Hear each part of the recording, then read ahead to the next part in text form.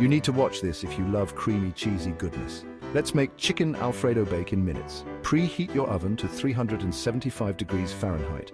Start by cooking 12 ounces of your favorite pasta. In a skillet, melt 2 tablespoons of butter and add 2 minced garlic cloves.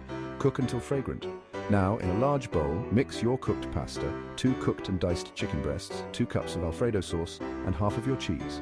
1 cup of mozzarella and 1/2 cup Parmesan. Stir it all together. Transfer this delicious mix to a baking dish. Sprinkle the remaining mozzarella and Parmesan on top. Bake for 20-25 minutes until the cheese is melted and bubbly. Garnish with 1/4 cup of chopped parsley and a pinch of salt and pepper. And there you have it, a creamy, cheesy chicken Alfredo bake that's sure to be a hit. Yummy and easy. Bon appétit.